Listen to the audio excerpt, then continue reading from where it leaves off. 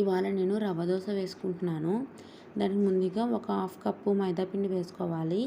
అదే కప్పుతోటి full cup Suji రవ్వ వేసుకోవాలి. వైట్ గోధుమ రవ్వ అంటాం కదా, అది వేసుకోవాలి. అలాగే అదే కప్పుతోటి ఒక కప్పు వరిపిండి కూడా వేసుకోవాలి. అదే కప్పుతోటి ఫుల్ కప్పు పెరుగు కూడా వేసుకుంటున్నాను. పెరుగు అనేది కొంచెం పులిసినా పర్వాలేదు, బాగుంటుంది టేస్ట్ అనేది. ఇప్పుడు దీంట్లోకి ఉల్లిపాయ ముక్కలు, జీలకర్ర, క్యారెట్, పచ్చిమిర్చి, కరివేపాకు, రుచికి సరిపడినంత ఉప్పు కూడా వేసుకుంటున్నాను. ఉల్లిపాయలు, పచ్చిమిరపకాయలు అవి చాలా సన్నగా తరిగి పెట్టుకోవాలి. కరివేపాకు కూడా నేను సన్నగా తరిగి పెట్టాను. ఇప్పుడు ఇవన్నీ వేసేసుకోవాలి. దీంట్లోనే వేసేసుకుని బాగా కలుపుకోవాలి. మనం బయట దోశల కన్నా ఇంట్లో ఈ విధంగా వేసుకుంటే రవ్వ దోశ అనేది చాలా బాగుంటుంది, క్రిస్పీగా కూడా వస్తుంది. ఇప్పుడు దీంట్లోకి వాటర్ వేసుకుని ఉండలు లేకుండా కలుపుకోవాలి.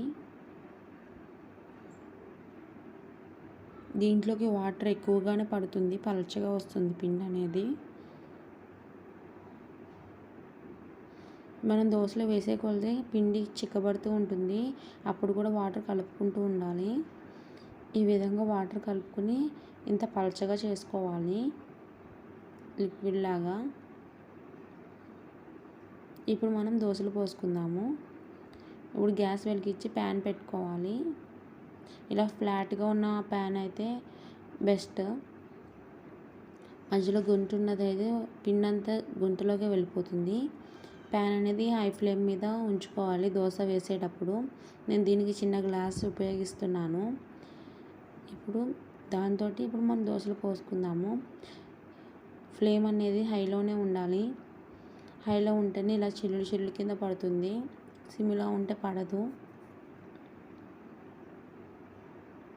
ఇలా హైలోనే పెట్టుకుని దోశ వేసుకున్నాక ఇప్పుడు మనం మీడియం ఫ్లేమ్ మీద దోశని కాల్చుకోవాలి.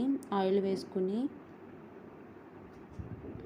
దోశ అనేది సెటరేట్ అయినాక మనం మళ్ళీ హై ఫ్లేమ్ మీద గోల్డెన్ కలర్ వచ్చేంత వరకు వేయించుకోవచ్చు. ఒక సైడ్ వేగిన తర్వాత ఇంకొక సైడ్ తిప్పుకోవాలి. ఈ దోశ అనేది కొంచెం హెల్త్గా కూడా మంచిదే. దీంట్లో ఉండేది వరిపిండి అవే కాబట్టి పిల్లలు కూడా ఇష్టంగా తింటారు. అంతే, ఎంతో టేస్టీ అయినా టేస్టీ రవ్వ దోశ రెడీ అయిపోయింది. ఒకసారి ట్రై చేసి చూడండి. ఈ వీడియో కనుక నచ్చితే లైక్ చేసి, షేర్ చేసి, సబ్స్క్రైబ్ చేయండి. Thanks for watching.